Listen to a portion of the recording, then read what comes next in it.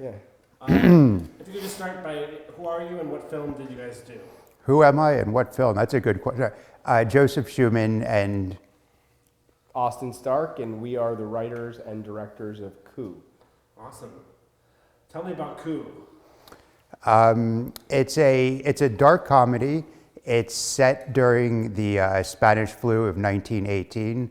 It stars Look right at me, yeah. Peter Sarsgaard, Billy Magnuson, and Sarah Gadon, and it's about a wealthy family sheltering from the Spanish flu at their Gatsby-esque estate, and a new cook, Peter, comes in and he spearheads a rebellion of all the staff to take over the house.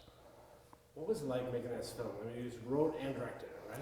Yeah, it was very intense. We spent about 9 months writing the script. The two of us just holed up, and the concept was born out of the early pandemic, although we don't really see the film as being a pandemic film. It's more of the shipwreck that gets these characters stranded on a deserted island.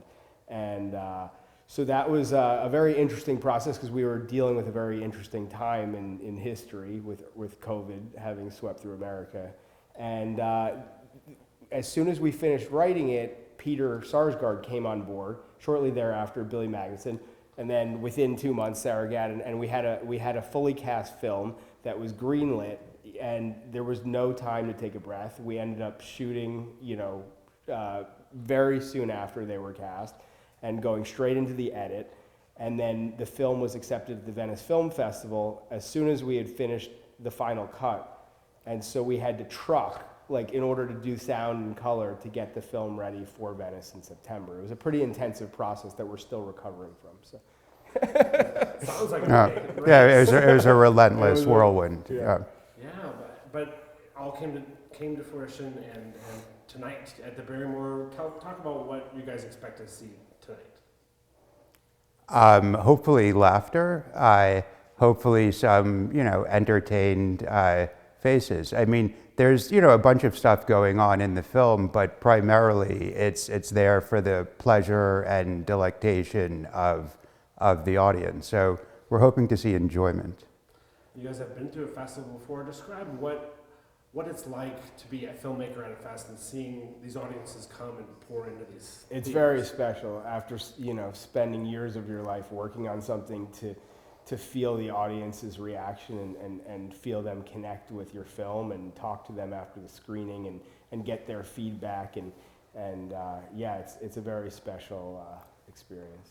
Yeah, do you guys enjoy watching your film over and over? Do you guys will sit back? Do you want the honest answer to that?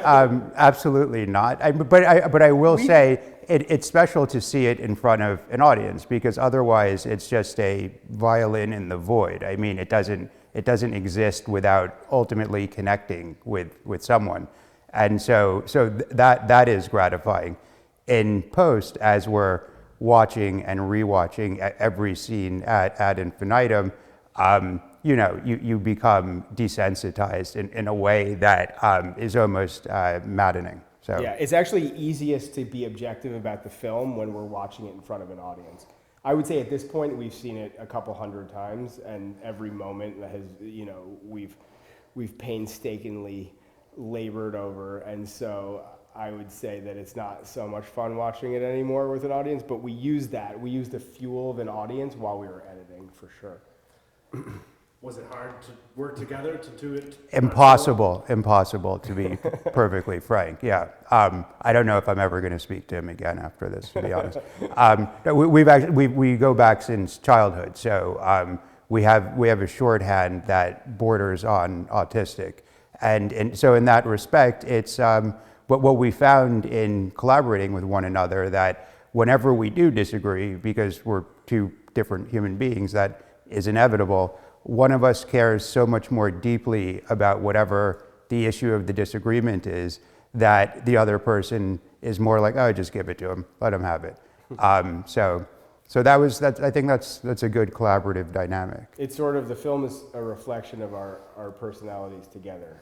If we had gone out and made our own separate versions, they would be very different. And so, have you done this process before? Have you guys made films together before? Never together. I've directed, this is my third film directing, I've produced a number of other films. Which films are those? My last film was The God Committee, a medical thriller with Kelsey Grammer and Julia Stiles and Coleman Domingo.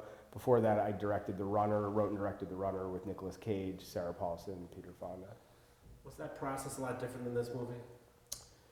Yeah, for sure. I mean, being able to collaborate with a good friend and go through this whole journey with somebody else was, it totally changed the,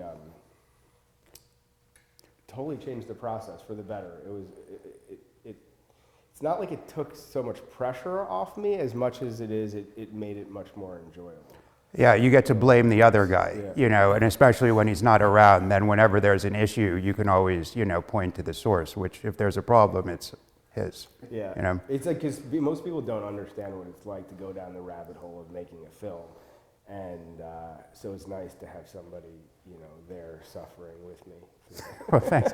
It's also, you reel in the other's excesses because, you know, in these sort of creative things, you have one can have a tendency to sort of go off the rails. And, you know, when one of us is going off the rails, the other can pull him back. And if we're both gung-ho about going off a certain set of rails, we typically go off together. So it's a balance, but it's also confirmation when there's a good idea that might otherwise seem insane.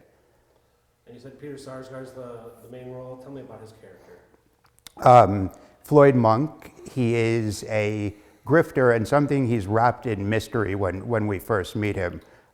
We're not sure what his true agenda is, and he's charismatic, he's magnetic, he's hysterical, and he has almost a devil-may-care sense of hedonism, but we're uncertain whether beneath that there's a more noble agenda or perhaps a more sinister one. First impressions, I know you guys just got here of Madison and what the festival. We're going to move here. No, it seems like a cool town. We just got here last night, but we both have a number of friends who went to college here, and we never got to visit them. So we're, you know, years later, we're finally Making up for lost time. Making up for lost time. So maybe we'll get out tonight and have a couple drinks. So people tonight can watch the film, and then afterwards, you guys will be around for people to ask questions. What is that interaction like with people after they've seen the film? It's always interesting because, you know, people have their own interpretations of our work, and a lot of times they voice those opinions in very interesting ways, and sometimes get us thinking about the films in ways that we haven't thought about, or at least haven't thought about recently. So it's fun. Yeah. Well, we've got a couple more minutes. Anything else you guys want to add about the film or about what you guys are excited for tonight? Cheese. We heard the cheese here is amazing, so that's definitely on our agenda. I don't know what a fried cheese curd is. I can't even imagine one in my mind's eye, so I'm hoping to once and for all put that mystery to bed. Right around here, little corner of Old Fashioned, best cheese curd. That we Really? heard that. Yeah, We're gonna go we've been there. asking around. Yeah. So thanks for the pointer. Yeah. Awesome. Thanks, you guys.